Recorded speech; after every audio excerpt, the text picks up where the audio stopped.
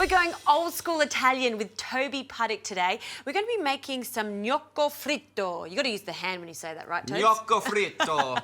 So Italian. What are gnocco fritto? Gnocco fritto. Gnocco is like a large gnocchi. This dish has nothing to do with gnocchi. There's no potato, but there is flour and butter and the beautiful ingredient Nutella in front of us. So we used to, when I was working in Italy, make a dish called crostoli, which is a fried butter pastry with some sugar in there, vanilla. We dusted in icing sugar, and you would have that with your espresso in the morning as a little bit of a cheeky sweetie. Yeah, yum. In the kitchen, which I worked in, we used to take the leftover pastry and make this. We're going to basically roll it out like a ravioli and fill it. So you can fill it with chocolate, banana, fig if you want, fig and pecorino, whatever you want to. So to get started, we'll make the pastry. So I'll use a food processor to do this. You can do it by hand if you want to. Justine and I, being super athletic, have decided to save our muscles for after and use a food processor. Exactly. So Just, you can start by putting the flour in there. Sure. And then we'll get some butter in. We can put everything in at the same time.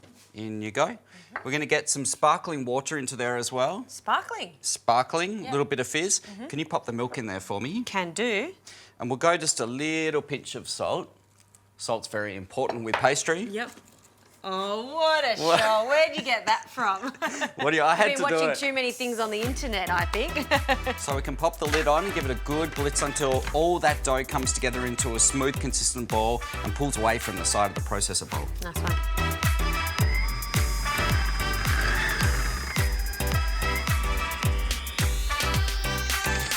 Ooh. So we're looking for that to come together. If you're doing it in a processor like this, it won't come together into a ball because we've got a blade there. In a dough mixer it will, and hand mixing it will for sure. So like this is fine. We'll turn this out onto the bench and we can bunch it together. Nice. Feels great. We can bring it together like this and just start to give it a really quick knead. We don't want to over knead it, but just bring it together real quick.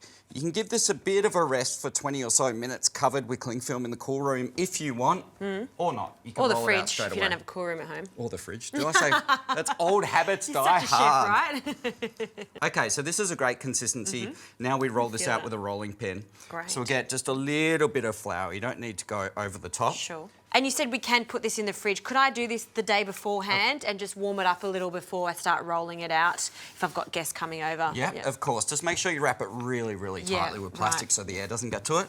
So you want to roll it out pretty thin. Oh, it's a bit of hard work. It is. So once you've got it to about 2-3 mils thick, Feels lovely.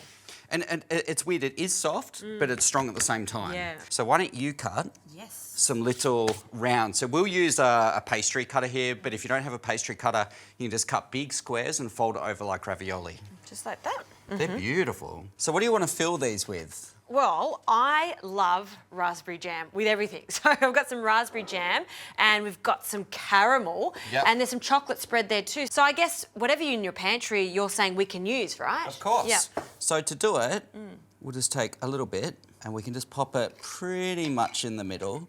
Make sure whatever you're putting in the middle, whether it's jam or Nutella, is actually quite cold. If it's warm, it's going to run out everywhere. Yeah. Cool, so if you got a little bit of egg or water, which we can use as glue to close these up. Here it is. Same as you would ravioli. Here's one Justine's prepared earlier of egg wash. So like making ravioli, tortellini, any filled pasta, we'll just run some of this around the outside and then we can just close it up. So you need to pick this up. Awesome. Just give them a good pinch with your fingers. You just want to put a small amount. Yeah, don't get carried away like I always do because I like the chocolate so much. And I love the caramel so much, so maybe we'll both get carried away with this. Oh, yeah. You know what? This is a great idea, having a mixture of flavours. You don't know what's inside, so when you present them to your family and friends, like, ooh, a bit of caramel, bit of Like strawberry. the magic bag. The magic bag. All right, Toes, well, let's make a few more of these, and I guess we're going to start frying them. They don't take Shortly. long in the oil, I'm assuming? About a minute. So I've got some oil easy. sitting here on about 180 degrees, which is optimal frying temperature. To make sure the oil's ready to fry, you can just take a little bit of flour, pop it on top, and if it sizzles like this is now, we're good. If it's smoking, stand back from the vehicle and turn the heat off. Nice one.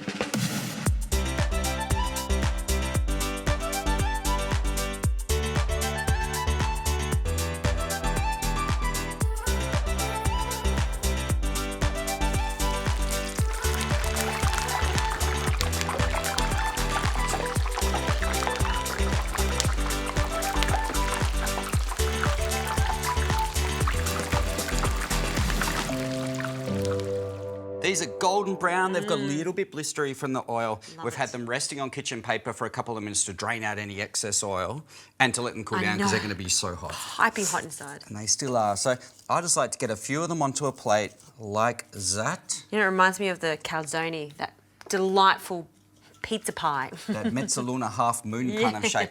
And that's it, Justine. Like, I mean, I would serve that just with coffee if I was having friends over, but you need to try it and tell me what you think. All right, I want to break into it to see that gorgeous centre. And just be careful because obviously everything in the middle straight after they're fried can be super hot. Look how cool. Oh, my jam. God. I got the jam once, a surprise. What do you got? Of course you did. Oh, jam as too. well. It's like a jam donut. They're really good. They are so yummy. And I understand why the Italians would have this for breakfast. And you don't need too much of them because they're a little bit rich. It's crunchy on the outside. A little coffee with that, absolutely perfect. I've never seen this done with jam inside as well. So you invented this, well, as far as I'm concerned. Anyway. Justine's Gnocco Fritto. Justine's Gnocco Fritto. I like the sound of that.